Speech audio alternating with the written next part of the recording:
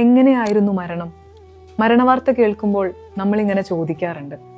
ഒരാൾ എങ്ങനെ മരിക്കുന്നു എന്നതിലല്ല കാര്യം, മരിക്കുന്ന വേളയിൽ അയാളുടെ സഞ്ചാരം എന്തിലേക്കായിരുന്നു എന്നതിലാണ്. 99 മനുഷ്യരെ കൊന്നയാളുടെ സംഭവം നമുക്കറിയാമല്ലോ. അത്രയും പേരെ വധിച്ച ശേഷം എനിക്ക് തൗബയുണ്ടോ എന്ന് നിഷ്കളങ്കമായി ചോദിച്ചപ്പോൾ ഇല്ല, നിനക്കിനി മാപ്പില്ല എന്നു പറഞ്ഞ മനുഷ്യനെ കൂടി വധിച്ച് 100 തികച്ചയാൾ. ശേഷം ഒരു പണ്ഡിതൻ നിനക്ക് മാപ്പുണ്ട് എന്ന് പറഞ്ഞതിന്റെ അടിസ്ഥാനത്തിൽ നല്ല നീയത്തോടെ നല്ല മനുഷ്യരുടെ ഇടയിലേക്ക് യാത്ര പോകുന്നതിനിടെ അയാൾ മരണപ്പെടുന്നു.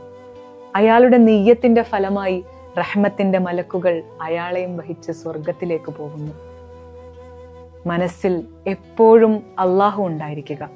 നന്മ ചെയ്യാനുള്ള ഒരു അവസരം അവൻ തുറന്നു തരുമ്പോൾ നമ്മളായിട്ട് അത് വേണ്ടെന്ന് വെക്കാതിരിക്കുക. തിന്മയുടെ ഒരു കവാടം പിശാച് തുറന്നു തരുമ്പോൾ സൂക്ഷിക്കുകയും ചെയ്യുക.